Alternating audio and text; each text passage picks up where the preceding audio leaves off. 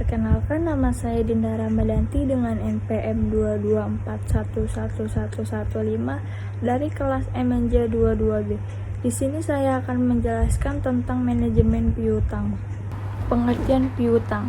Seiring dengan pertumbuhan dan perkembangan dunia usaha yang semakin cepat, pada umumnya perusahaan melakukan penjualan secara kredit untuk mempertahankan pelanggan yang sudah ada sekarang dan untuk menarik pelanggan baru. Hal ini dapat berpengaruh pada peningkatan volume penjualan. Dari penjualan kredit akan menimbulkan tagihan atau piutang kepada pelanggan yang sangat erat hubungannya dengan persyaratan-persyaratan kredit yang diberikan. Kemudian, menjadi aliran kas masuk dari pengumpulan piutang pada saat jatuh tempo. Piutang merupakan salah satu investasi dari aktiva lancar, maka piutang dianggap memiliki waktu perputaran yang cepat dari 1 tahun, sehingga aktiva ini mudah dicairkan menjadi uang kas.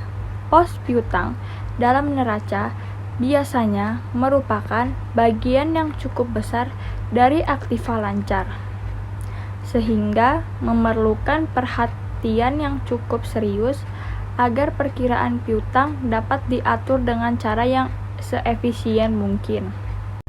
Pada dasarnya, manajemen piutang adalah serangkaian proses kegiatan yang dilakukan perusahaan untuk bisa mengelola piutang usaha sehingga bisa berjalan secara baik. Kegiatan ini berupa perencanaan dan pengawasan dalam bentuk klaim pada pihak lain, badan usaha, perorangan, ataupun pihak tertagih atas kegiatan aktiva ataupun kekayaan perusahaan yang muncul dari pelaksanaan transaksi penjualan kredit. Dalam suatu bisnis, manajemen piutang adalah hal yang sangat penting agar berbagai proses piutang bisnis bisa dilakukan sebagaimana seharusnya. Adapun tujuan manajemen piutang. Tujuan manajemen piutang pengelolaan atau manajemen piutang dilakukan agar perusahaan terhindar dari risiko-risiko yang berasal dari pemasukan kredit. Seperti yang pertama, seluruh piutang tidak tertagih. Risiko yang terjadi apabila jumlah tagihan tidak dapat tertagih sama sekali. Misalnya, kurang pengawasan, salah memilih pelanggan, dan potensi lainnya, seperti adanya kondisi negara yang tidak stabil. Yang kedua, piutang yang tidak mengganggu sebagai hutang. Hal ini akan berpengaruh langsung pada pencatatan keuangan yang berakibat mengurangi laba perusahaan. Yang ketiga, pelunasan tagihan lewat jatuh tempo. Hal ini mampu menimbulkan beban tambahan pada perusahaan yang jika dilakukan berulang kali maka dapat merugikan perusahaan. Yang keempat, perputaran telepon yang rendah pada modal yang dapat mengakibatkan modal yang tertanam dalam telepon semakin besar dan berakhir pada tidak produktifnya modal kerja. Yang kelima, adanya kondisi seperti kegagalan penagihan karena pelanggan yang tidak menagih atau pencurian kas. Yang keenam, kesalahan teknis baik dalam hal pengumpulan maupun pemasukan data. Yang ketujuh, data penagihan hilang atau rusak. Yang ke-8, kinerja SDM penagih piutang yang buruk. Ada beberapa hal yang harus Anda perhatikan dalam menerapkan kebijakan untuk melakukan manajemen piutang. Yang pertama, menawarkan kebijakan kredit. Sebagai pebisnis, Anda bisa menentukan jumlah yang akan diterima dan juga jangka waktu pembayaran kredit dengan cara menawarkan kebijakan kredit pada calon pelanggan. Pelanggan akan merasa lebih senang dengan jangka waktu kredit yang lebih panjang, sehingga beban pembayaran pun nantinya bisa sedikit lebih ringan. Selain itu, Anda juga bisa memilih persyaratan dan juga tingkat pengeluaran Anda pada calon pelanggan untuk melakukan pembayaran secara kredit.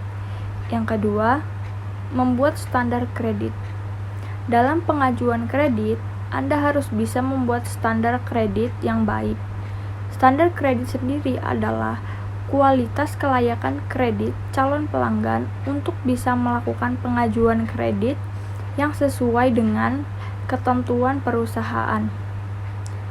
Untuk bisa membuat standar kredit, terdapat beberapa hal yang harus Anda pertimbangkan, yakni rasio utang, rasio cakupan bunga, riwayat kredit calon pelanggan, dan lain sebagainya. Yang ketiga, melakukan penagihan secara berkala. Saat Anda memberikan kredit atau piutang pada pelanggan, Anda harus bisa menjaganya secara berkala dengan cara mengirim pesan lewat email, telepon, ataupun media sosial. Hal tersebut dilakukan agar bisa mengingatkan dan juga meningkatkan tingkat kesadaran konsumen agar bisa segera memenuhi kewajibannya dalam melakukan pembayaran. Selain itu, Anda juga bisa melakukan kunjungan personal secara langsung pada pelanggan. Beberapa perusahaan menengah ke atas pun bahkan membentuk suatu agensi penagihan agar bisa melakukan tugas pada bagian penagihan kredit. Selanjutnya yaitu manfaat manajemen piutang. Manfaat utama dari manajemen piutang adalah bisa membantu perusahaan untuk mengelola piutang. Selain itu, dengan kehadiran piutang, Anda akan bisa memastikan bahwa perusahaan mampu tertagih, sehingga bisa masuk dalam putaran arus kas perusahaan yang pada akhirnya nanti akan menambahkan keuntungan. Berikut beberapa manfaat manajemen piutang lainnya dalam bisnis atau usaha. Yang pertama, meningkatkan profit. Melakukan manajemen piutang dapat menambah laba perusahaan. Perusahaan dapat menerima serta menagih piutang dengan pengelolaan dan pengorganisasian yang baik. Piutang yang tertagih pun nantinya akan terkonversi sebagai kas yang tentunya akan meningkatkan keuntungan suatu bisnis atau usaha. Yang kedua, mengurangi resiko kecurangan. Salah satu sumber resiko kecurangan berasal dari tidak dilunasinya semua tagihan piutang. Penyebabnya bisa dari kurang selektifnya pihak perusahaan dalam memilih pelanggan, yang mana dalam hal ini pelanggan ternyata tidak mampu membayar tagihan. Tapi dengan adanya manajemen piutang yang baik, maka Anda bisa menekan resiko kecurangan yang terjadi di dalam penjualan. Yang ketiga, membantu menghadapi persaingan bisnis. Manfaat lainnya dari pengelolaan piutang masih berhubungan dengan poin sebelumnya, yang mana penjualan yang dilakukan secara kredit adalah salah satu cara bagi perusahaan untuk bisa meningkatkan laba. Hal tersebut terjadi karena saat perusahaan menerapkan kegiatan penjualan kredit, maka pangsa pasar yang bisa Anda jangkau akan bisa menjadi lebih luas, sehingga akan mampu membantu perusahaan untuk menghadapi persaingan bisnis. Demikian penjelasan tentang manajemen piutang dari saya akhiri. Assalamualaikum warahmatullahi wabarakatuh.